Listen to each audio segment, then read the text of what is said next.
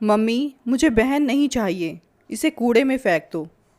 मैं किचन में काम कर रही थी कि तभी मेरे कानों में मेरे ऊपर रहने वाली 5 साल की छाया की बातें पड़ी, जो मेरी बेटी के साथ खेलते हुए उसे बड़े चाव से बता रही थी, पता है नव्या, मेरा छोटा भाई आने वाला है।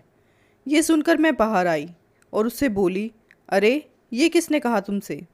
पापा कह रहे थे कि अब मैं मम्मा को ज़्यादा परेशान ना करूं, वो मेरा भाई लाने वाली हैं। आंटी, अब मैं मम्मा की हेल्प कराया करूंगी क्योंकि डॉक्टर ने उन्हें ज़्यादा काम करने से मना किया है। अरे वाह छाया, तुम तो गुड गर्ल बन गई। ये सुनकर वो बहुत खुश होकर फिर से मेरी बेटी नव्या के साथ खेल में लग गई।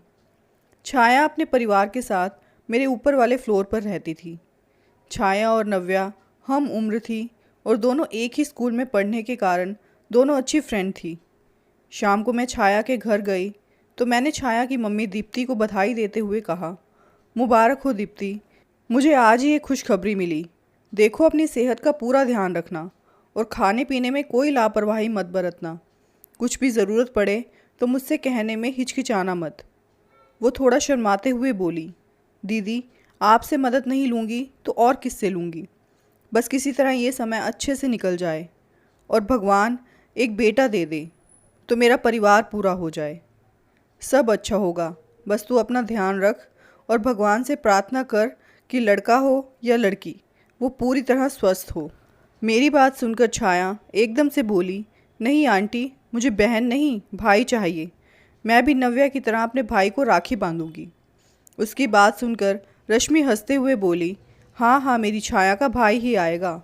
देखना दीदी, इस बार मुझे बेटा ही होगा। मैंने पूरा इंतज़ाम करा लिया है। इंतज़ाम? मैं समझी नहीं। मैंने हैरानी से पूछा। वो दीदी, मैंने इस पर लड़का होने की दवाई ली है। अरे दीप्ति, इतनी पढ़ी लिखी होकर भी तुम इन सब बातों में यकीन रखती हो? दीदी, नाउम्मीदी की तो कोई बात ही नहीं। जिसने भी ये दवाई खाई उसकी उम्मीद पूरी हुई है, मैंने खुद देखा है। उसकी बेतुकी बातें सुनकर मुझे अच्छा तो नहीं लगा, लेकिन मैंने आगे कुछ कहना ठीक नहीं समझा। बस उसे समझाते हुए बोली, वो तो ठीक है दीप्ति, लेकिन तुम इसके सामने ऐसी बातें मत किया करो। बच्चे ऐसी बातें जल्दी पकड़ते हैं। वो कुछ नहीं बोली और हंसती। लेकिन जब भी छाया हमारे घर खेलने आती उसके मुंह पर बस एक ही बात रहती, नव्या, मेरी मम्मी हॉस्पिटल से मेरा भाई लेकर आएगी और देखना मैं उसे राखी बांधूंगी। मेरी मम्मी उसे काना बनाएगी। आखिर वो दिन भी आ गया। दीप्ति को शाम को लेबर पेन शुरू हो गए और उसका पति उसे लेकर हॉस्पिटल में चला गया और छाया मेरे पास ही रुक गई। रात को दीप्ति के पति ने फ़ोन करके बताया कि बेटी हुई है। अगले दिन मैं छाया के साथ हॉस्पिटल पहुंची। वो अपनी मम्मी के साथ छोटे से बच्चे को देखकर बहुत खुश हुई और बोली, मम्मी, मेरा भाई आ गया। उसकी बात सुनकर दीप्ति के आंसू निकल आए और वो उदास होते हुए बोली, नहीं बेटा, बहन आई है। इतना सुनते ही छाया ज़ोर ज़ोर से चिल्लाने लगी, आप गंदी हो मम्मी, आप तो कह रही थी कि हॉस्पिटल से मेरा भाई लेकर आओगी। मुझे बहन नहीं चाहिए, इसे कूड़े में फेंक दो। अब मैं राखी किसे बांधूंगी? और फिर रोने लगी। उस नन्ही सी बच्ची के मुंह से ऐसी बातें सुनकर वहाँ उपस्थित सभी लोग हैरान रह गए। डॉक्टर ने दीप्ति और उसके पति को ऐसी बातें बच्ची के सामने करने के लिए बहुत फटकार लगाई। दोस्तों, ये एक सच्ची घटना पर आधारित कहानी है। कई बार जाने अनजाने में हम बच्चों के सामने ऐसी बातें कर जाते हैं जिनका उनके कोमल मन पर बहुत गहरा प्रभाव पड़ता है। 5 साल की छाया एक लड़की होते हुए बहुत दिनों तक अपनी बहन से दूर रही।